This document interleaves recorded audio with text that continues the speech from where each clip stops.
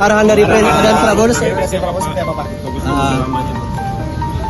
Fokusnya katanya ciptakan pertumbuhan secepatnya, pertumbuhan ekonomi secepatnya utamanya. Tapi yang lain ngomong kan beliau janji berapa? 800. Dia bilang bisa nggak ya kita coba kerjakan. Sekarang kan sedang bilang ekonomi agak melambat. Kita sudah pelajari kelemahannya, ke depan akan kita perbaiki. Jadi itu nggak terlalu sulit memperbaiki. Ya, Anda lihat nanti mungkin 2 bulan 3 bulan dari sekarang yang bisa cerah kelihatan lagi. Maksudnya IHSG anjlok Pak, sama rupiah juga Pak melemah. Dari sebelumnya ada gejala perlambatan memang, tapi belum ditangani dengan cepat. Nah sekarang pesannya disuruh diperbaiki dengan cepat. Indikatornya apa itu Pak? Indikatornya? Anda berkeluar ekonomi? Ya. Ada komunikasi dengan Bu Menkyu nggak Pak? Ya? Ada komunikasi belum. Habis ini saya mau ke Kementerian Keuangan melihat di sana seperti apa. Ini juga kan kaget, ini kan kagetan juga. Tadi saya dikasih tahu baru mungkin jam 12:30. Saya pikir saya ditipu. Saya cek telepon nomornya telepon bener apa enggak, ternyata saya klik betulan baru saya beri data. Berarti belum ada arahan sinergi terkait dengan Bank Indonesia seperti apa nggak Pak?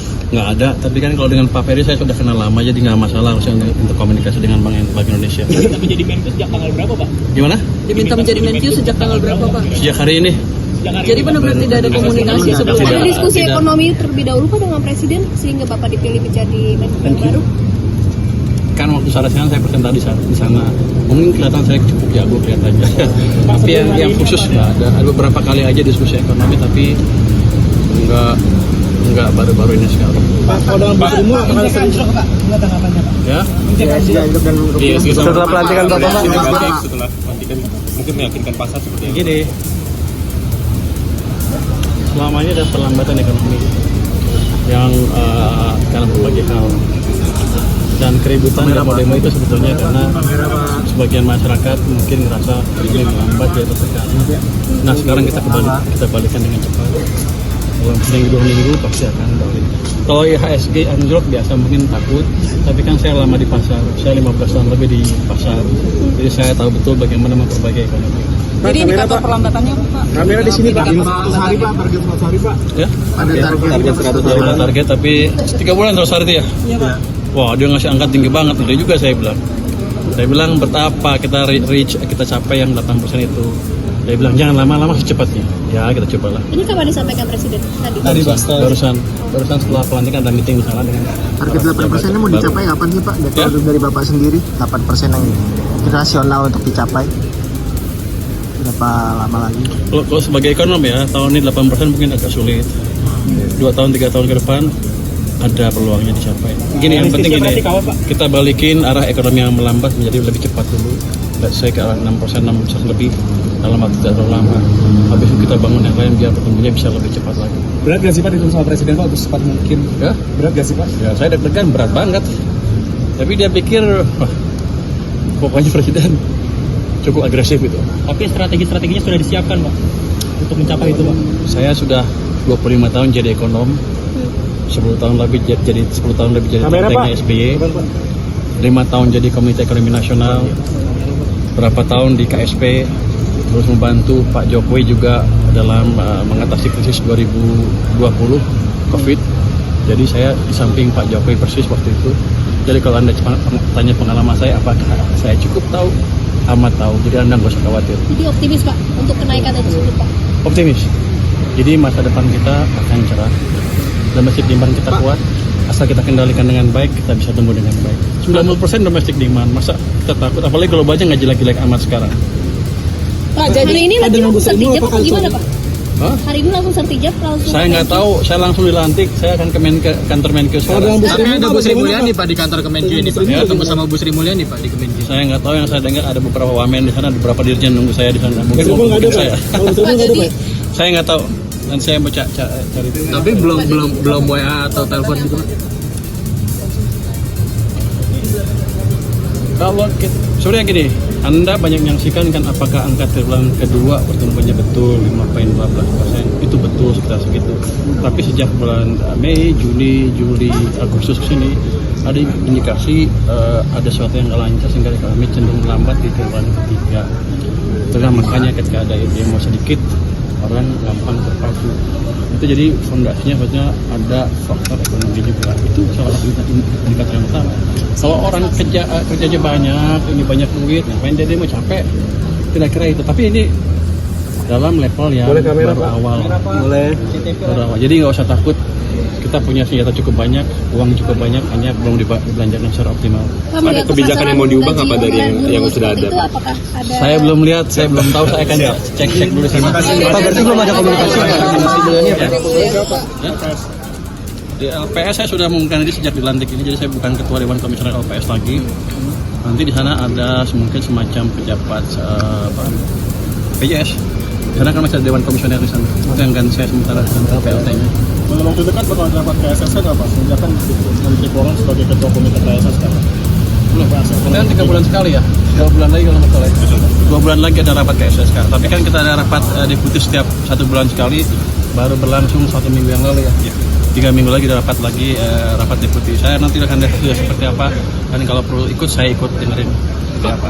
APBN kita akan cari secepat mungkin cara untuk menghidupkan ekonomi lagi. Bukan sekarang mati ya. Agak melambat, Presiden ingin lebih cepat lagi ditunda. Dan untuk rilis APBN kita kan beberapa kali ini ditunda Pak sama Bu Sri Mulyani Pak. Ini apakah setelah 2000 tahun depan? Maksudnya yang untuk bulan ini? Bulanan Pak, laporan APBN. Saya nggak tahu, saya akan cek dengan teman-teman di Kementerian Keuangan. Yang jelas memang kalau nanti lambat ada penyerapan, kita akan bentuk tim khusus yang mempercepat penyerapan anggaran seperti dulu di zamannya SBY ada, di zaman Jokowi awal juga ada. Jadi itu problem yang biasa kita alami dan kita sudah tahu bagaimana memperbaikinya. Tapi untuk mempercepat ekonomi, maksudnya mau dikasih stimulus atau apa? Bagaimana mau tahu rahasianya? Ya mungkin dari kebijakan apa Pak ya? Untuk ini kan kita 2-3 bulan sudah ada hasil. Gua udah berhenti ngomong. Udah paling ngomong. Jadi gini, kalau saya lihat masih ada pengelolaan uang yang masih belum optimal. Kita akan perbaiki itu. Jadi walaupun anggarannya misalnya terserap, kita akan pastikan dananya tidak mengganggu sistem perbankan kita. Itu yang kita kerjakan nanti. Jadi nggak usah khawatir. Pengalaman ini sudah kita kerjakan tahun 2021, 2020, 2015, 2008, 2009. Jadi Anda nggak usah takut. Saya di sana pada waktu semua peristiwa itu. Lengkapnya nanti di Kementerian aja Bapak Ibu. Belum, saya baru ke kementerian ini. Bos saya Enggak, baru. Siap. Lengkapnya di Kementerian Keuangan Bapak. Terima kasih Pak. Selamat ya Pak. Pak Prabowo tadi Pak. Pesan-pesan yang disampaikan. Apa aja pesan-pesan pokoknya Kamera Pak. ciptakan pertumbuhan ekonomi yang baik, sejahterakan rakyat semaksimal mungkin. Kita nggak boleh gagal dengan program kita menyejahterakan rakyat kita. Nah itu yang akan saya kerjakan. 8% targetnya bagaimana Pak? Ya kalau Anda berdoa bisa lah. Tapi itu bukan sesuatu yang mustahil, itu mesti yang dikejar. Kenapa? Kalau tumbuh 5 terus, kita nggak bisa negara maju. Untuk negara maju itu kayak Jepang, Korea, Cina, ada periode yang panjang tumbuhnya double digit. 8% kelihatannya optimis, terlalu optimis. Tapi kalau didesain dengan baik, masih bisa. Karena selama 20 tahun terakhir ini, mesin kita timpang. Zaman Pak SBY, Pak di depan Pak. zaman Pak SBY yang jalan mesin private sector lah kira-kira. Dengan kredit tumbuh cepat, tapi pemerintahnya belum optimal. Zaman Pak Jokowi, pemerintahnya bangun infrastruktur di mana-mana, private sektornya agak mati, kreditnya hanya tumbuh 7% rata-rata. Nah ke depan kita akan hidupkan dua-duanya. Jadi dengan itu 6-7% nggak terlalu susah. Dua-duanya maksudnya swasta dan pemerintah. Swasta dan pemerintah. Pak soal potensial sama BI kemarin kan lagi Nah ini saya cek lagi, saya belum dengar kalau yang itu. Kalau ini kan ekonomi umum saya bisa. Makasih ya. Tapi keterbukaan informasi kinerja APBN tiap bulan bakal dilakukan lagi Pak. Sampai ketemu saya kan ekonom. Nanti itu. Ya Pak. Itu ekonom asli nih. Nanti saya ketemu dengan kalau itu kan malu-malu. Kalau sekarang enggak. Kemarin kan sempat APBN kita banyak diundur gitu Pak. Banyak. Nah saya nggak tahu, selama ini saya hanya ngurusin LPS dan Bank Bangkrut. Ya maksudnya di zaman Bapak akan rutin sebulan pasti gitu Pak ya. Kita keluarkan apa adanya, kelemahan kita perbaiki. Pak, penguatan penerimaan negara Pak dari pajak baru Bapak. Nggak tahu saya Menurut Bapak untuk menambah. Saya diskusi dulu ke teman-teman dengan di keuangan. Menurut saya pribadi selama ini nggak usah ada pajak baru. usah yang penting kompak. Ya kalau dengan sistem yang ada pun kalau pertumbuhannya bagus, Anda misalnya anggap tax to GDP rasionya konstan, income-nya kenceng juga. Jadi situ jadi nanti. Terima kasih Bapak. Selamat ya Pak.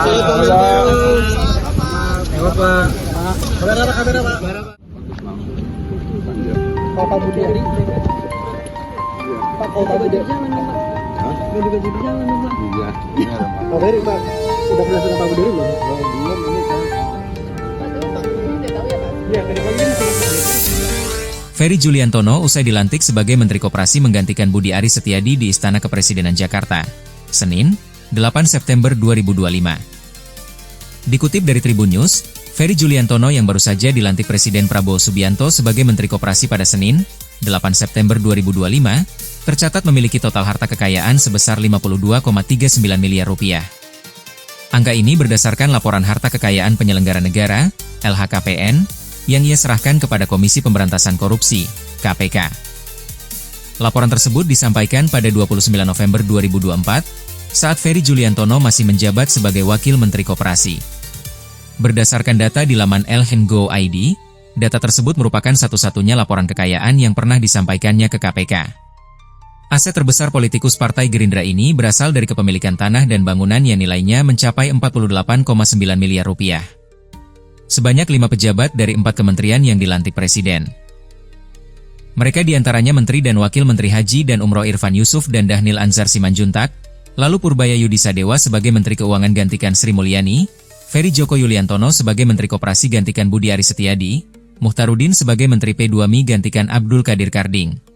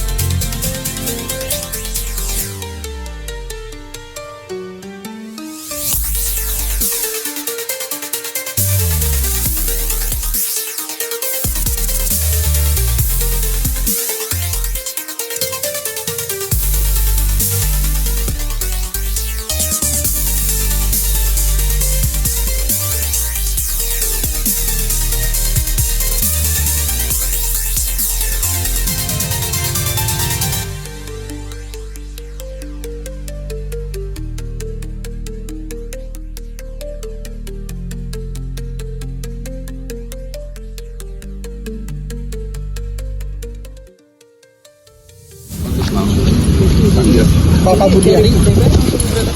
Iya. Pak Budi Jalan dong, Pak. Hah? Ganti baju di jalan dong, Pak. Iya. Ini ada Pak. Pak Ferry, Pak. Udah pernah dengan Pak Budi Ari belum? Oh, belum, ini saya mau. Pak, tapi Pak Budi Ari udah tahu ya Pak? Iya, tadi pagi kan masih rapat di DPR Pak. Iya, Sejauh ini Pak udah tahu Pak Pak Budi Ari? Pak. Udah tahu belum Pak Budi Ari? belum lagi saya. Oh, belum tahu Pak maksudnya. Saya nggak tahu harusnya.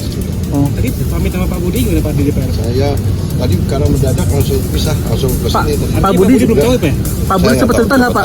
Beliau. Pak Budi sempat cerita nggak akan diresafel? Belum tahu, belum. Sempat cerita nggak ke Bapak gitu? Enggak. Ini mendadak juga nih, tadi baru diberitahu. Terima kasih. Terima kasih Pak. Selamat Pak. Pak, Gerindra makin banyak ya Pak. Gerindra makin banyak dong Pak. Iya dong. Pak. Tribun X menghadirkan lokal menjadi Indonesia.